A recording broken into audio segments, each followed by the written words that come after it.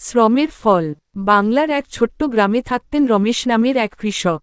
তিনি ছিলেন গরিব, কিন্তু পরিশ্রমী ও সৎ। তার পরিবারে স্ত্রী ও 2 সন্তান। সামান্য জমিতে চাষাবাদ করে কোনো মতে সংসার চলত। প্রতি বছর বর্ষাকালে জমিতে ধান ফলাতেন, আর শীতকালে কিছু শাকসবজি। রমেশের স্বপ্ন ছিল, একদিন তার সন্তানদের ভালো শিক্ষায় শিক্ষিত করবে। কিন্তু অভাব ছিল চিরসঙ্গী। অনেক সময় রাতে না খেয়েও দিন কেটে যেত। তবু রমেশ হার মানতেন না। তার বিশ্বাস ছিল, একদিন তার কঠোর পরিশ্রম সফলতা এনে দেবে। এক বছর গ্রামের পাশের নদীতে ভয়ানক বন্যা হল। অনেক কৃষকের মতো রমেশের জমিও ডুবে গেল।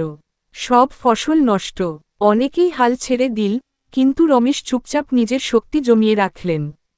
তিনি ঠিক করলেন, এবার নতুন কিছু চাষ করবেন। বাজারে গিয়ে কৃষিবিদদের সঙ্গে কথা বললেন। তারা তাকে পরামর্শ দিল ব্রকোলি আর ফুলকপি চাষ করতে। শুরু হলো রমেশের নতুন পথচলা।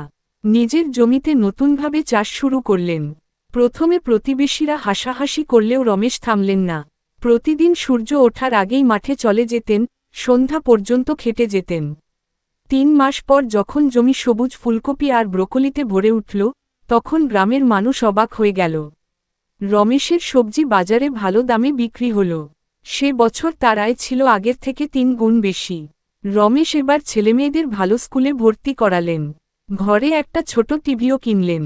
তার জীবনে একটু একটু করে স্বস্তি ফিরে এল। ধীরে ধীরে অন্যান্য কৃষকরাও তার পথ অনুসরণ করতে লাগলেন। রমেশ প্রমাণ করলেন, পরিশ্রম আর ধৈর্য থাকলে মানুষ যে কোনো বাধা পেরিয়ে সফল হতে পারে।